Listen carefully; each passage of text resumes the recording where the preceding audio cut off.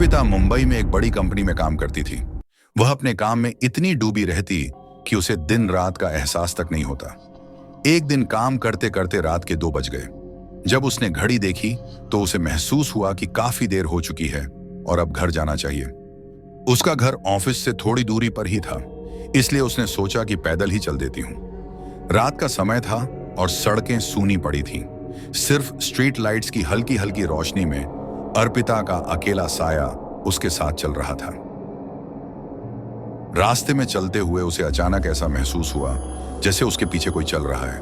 उसने थोड़ा रुककर पीछे देखा, लेकिन वहां कोई नहीं था। उसने खुद को समझाया कि शायद यह उसका वहम है और फिर से चलने लगी।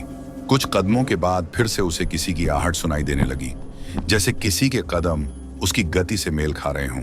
अर्पिता का दिल तेजी से धड़कने लगा।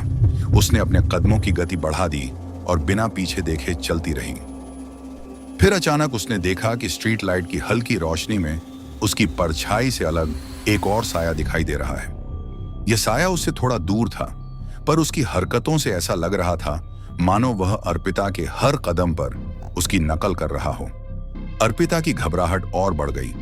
उसने तेजी से घर की ओर कदम बढ़ाए, लेकिन वह साया भी उसी तेजी से उसके पीछे चलता रहा। वह अब अपने घर के करीब पहुंच चुकी थी। डर के मारे उसके पैरों की गति और बढ़ गई।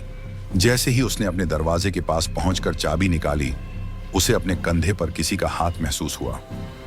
ठंडे पसीने से भीगी अर्पिता ने धीमे से पीछे मुड़कर देखा। वह साया उसके ठीक पीछे खड़ा था। वह लंबा, काले रंग का और पूरी तरह से अंधेरे में डूबा हुआ था। उसकी आंखें गहरी काली थीं, जैसे उनमें कोई जान ही नहीं हो। अर्पिता ने चीखने की कोशिश की, पर आवाज गले में ही अटक गई। वह साया धीरे धीरे उसकी तरफ झुका, जैसे उसे निगल जाने वाला हो। अर्पिता ने घबराते हुए आंखें बंद कर लीं। जब उसने उन्हें धीरे से खोला तो साया गायब हो चुका था। उसने राहत की सांस ली और तेजी से अपने कमरे में जाकर दरवाजा बंद कर लिया। लेकिन उसकी राहत ज्यादा देर तक टिक न सकी। अचानक कमरे की लाइट्स अपने आप बंद हो गईं। अर्पिता ने महसूस किया कि कमरे में किसी की मौजूदगी है।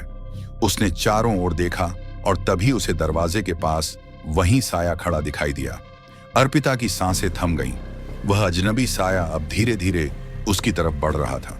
उसने कमरे में हर तरफ देखा, पर कहीं छुपने की जगह नहीं थी। उसकी आंखों के सामने अंधेरा छाने लगा और अचानक सब कुछ ठहर गया।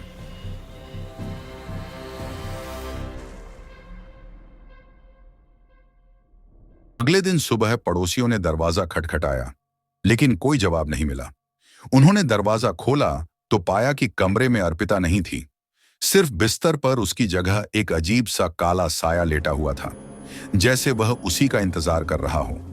अर्पिता की उस रात के बाद कभी कोई खबर नहीं मिली, लेकिन कहते हैं उस कमरे में हर रात कोई अजनबी साया दिखाई देता है, जो लोगों को अर्पिता की कहानी बताने के लिए ही वहां रुका है।